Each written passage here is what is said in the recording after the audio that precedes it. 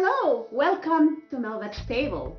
To all my subscribers, thank you so much guys for all your love and support to my channel. And if you are new here, you are all welcome. But please don't forget to subscribe and click on the bell button so you will be notified every time I post a video on my channel. Okay guys, I'm so excited for today. I know most of you know this recipe, but meron po tayong kanya-kanyang pagluluto, way of cooking. So today, I will show you a very familiar, very famous chicken inasal in the Philippines. Okay guys, here are the ingredients.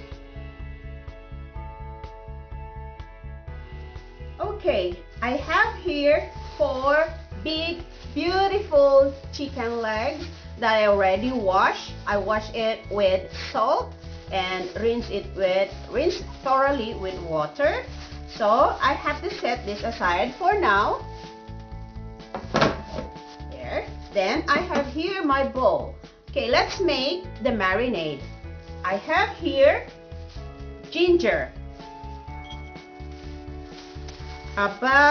This one is about 3 tablespoons or 4 tablespoons, that's fine.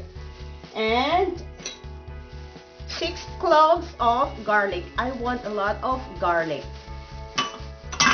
And also 1 long stalk of lemongrass. And I made a fresh 2 big pieces of Thai chili. I removed some of the seeds because I don't want it to be so spicy. And also, I have here 2 tablespoons of brown sugar. Okay.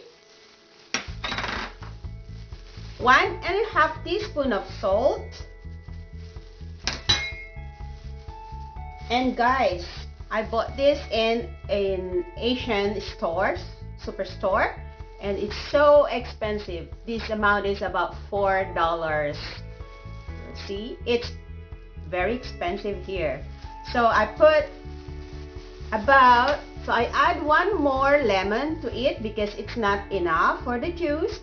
So this is 1 big lemon juice and about 3 tablespoons of calamansi juice. I know in the Philippines there's a lot of calamansi, so you can use pure calamansi. Okay, so I put in,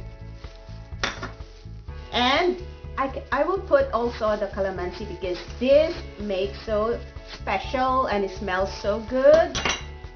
Alright, then I have here 2 tablespoons of regular soy sauce and 2 tablespoons of dark soy sauce. I mix up together. And also I have here seasoned rice vinegar, about 1 cup. And then instead of using water, I have here 2 cups of 7-Up. There you go. So I already made my marinade. So this is our marinade for the chicken. And then I have to get my chicken. I have to put here in my marinating box. Put here like this.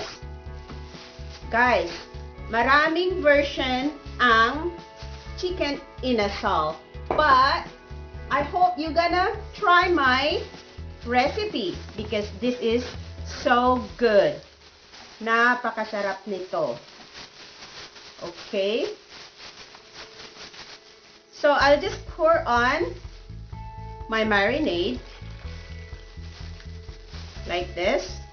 Okay, I want to get all the sugars and the spices in there.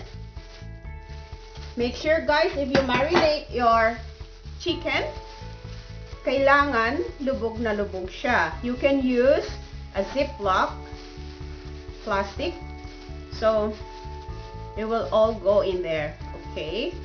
Oh, If it's like this, I can add a little bit more of 7-Up in the fridge, please.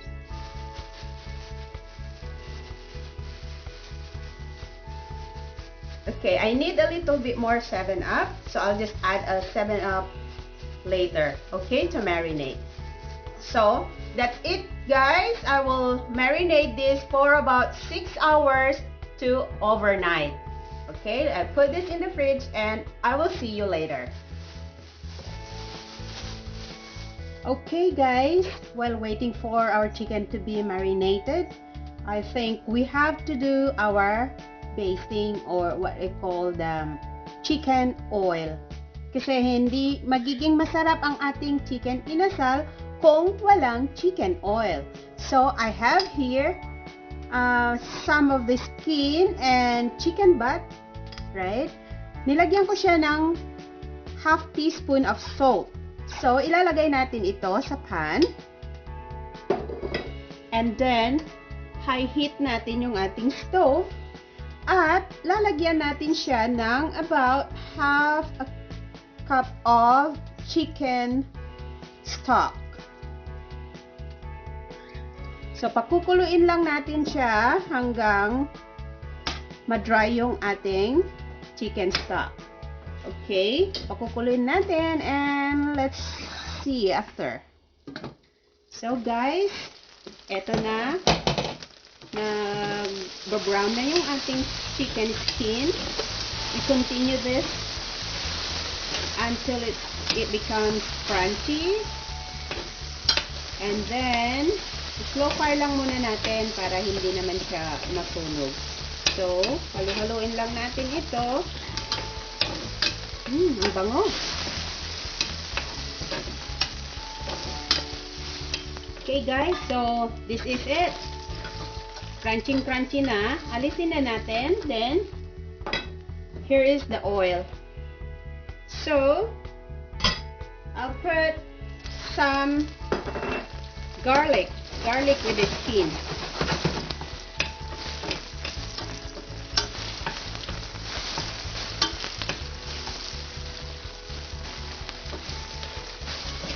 Smells so good.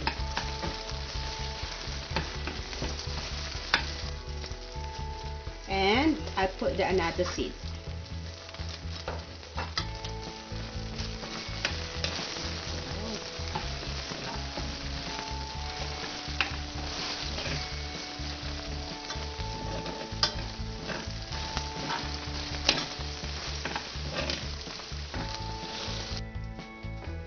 So guys, I think this is okay now, so we'll put it and strain so that we can get the oil.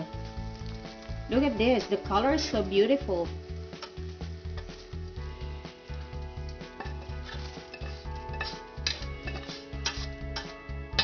So guys, ito na yung ating na-marinate na chicken kanina, and I forgot that we need to put black pepper, ground black pepper. So I put about 1 tablespoon of ground black pepper. I add up some 7-Up, half cup, and I adjusted the salt and the soy sauce too. So, okay. Here, I will put about 1 cup of chicken stock. Kasi, pakukuluan natin to ng about 15 minutes.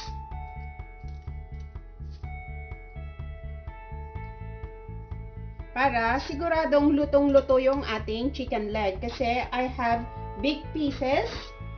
So if we're gonna put this on the grill right away, it might not cook very well. So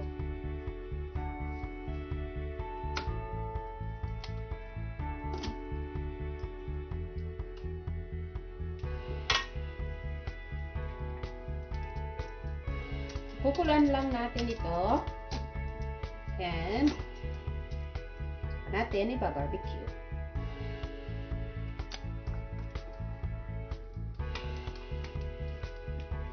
Okay, let's cover. So, medyo kumukulo na. Maglalagay pa ako ng konting sauce para naman lalong lumasa yung ating chicken inasal.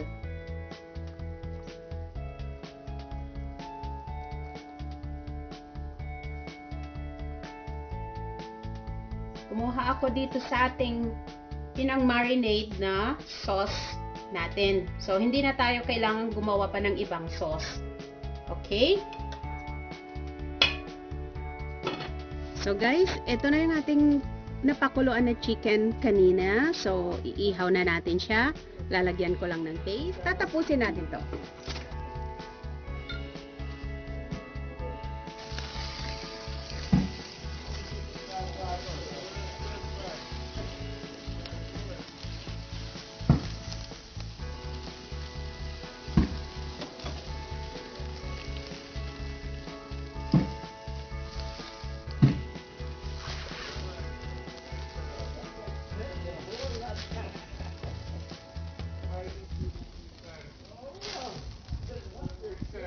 Guys, ito yung ginawa nating chicken oil kanina. Tinagdagan ko siya ng olive oil kasi meron lang akong 2 tablespoon doon. So, I need more. That's why I put a little bit more of olive oil.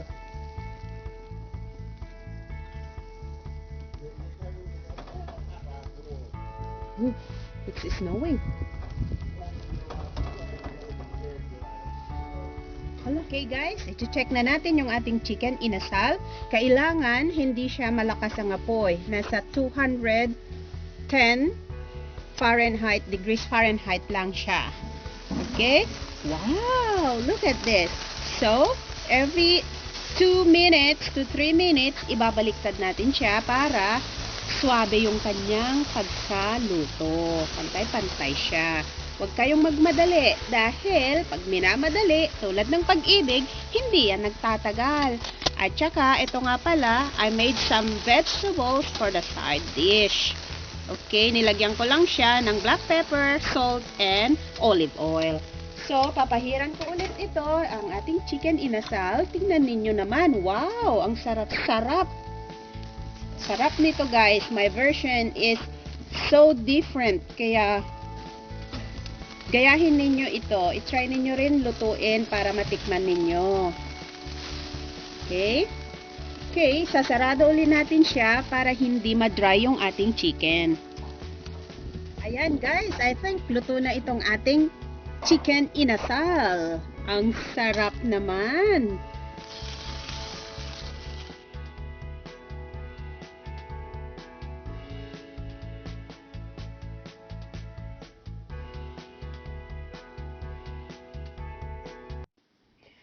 So, eto na po ang ating chicken inasal.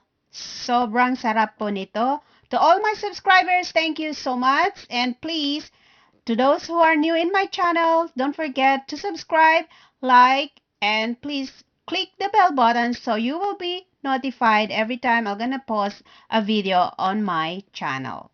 Thank you so much.